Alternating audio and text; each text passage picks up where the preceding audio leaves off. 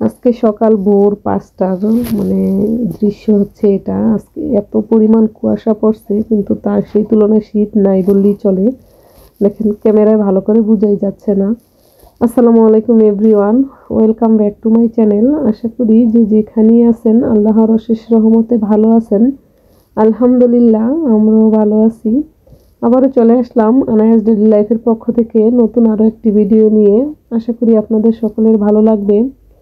দেখেন এখানে যে আমাদের আরো একটা লালপুরি, ওই লালপুরির বাচ্চা হচ্ছে এটা।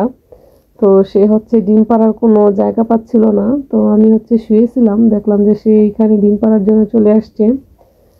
আর এটা হচ্ছে আমাদের বাহিরের খোপের উপরে যে টিনের চাল আছে, ওইটার নিচে হচ্ছে যাতে ওদের গায়ে কুয়াশা না পড়ে আমরা একটা সালার বস্তা দিয়ে মানে ঢেকে দিছি চালটা।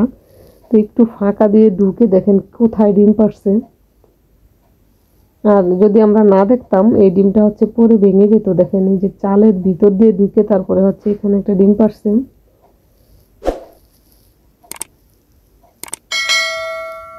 আর এখানে হচ্ছে আমাদের সমস্ত মুরগিগুলোকে খাবার দিয়ে দিছি, ওরা হচ্ছে খাবার খাচ্ছে। আর যখন হচ্ছে আমি আমার সব মুরগিগুলোকে ছেড়ে দিই তখন মাশাআল্লাহ এরা সবাই আমার উঠানে পুরা উঠান ভরে যায় মুরগিতে। তো আজকে দুপুরবেলা হচ্ছে আমি এই যে ডিমগুলো উঠাইতে আসছি আর কি রুমের ভিতরে। তো এখানে দেখলাম এই যে র্যাকটার ভিতরেও একটা ডিম পারছে। আজকে মোট 6টার মতো ডিম পারছে আর কি সব মিলিয়ে। তো মাশাআল্লাহ আজকে কয়েকদিন ধরে হচ্ছে আমাদের ডিমের পরিমাণ বেড়ে গেছে। তো ডিমের পরিমাণ আমি ভাবছিলাম শীতের সময় আর হচ্ছে 2টা রানিং ডিম পাড়া মুরগি হচ্ছে আমরা বিক্রি করে দিছি।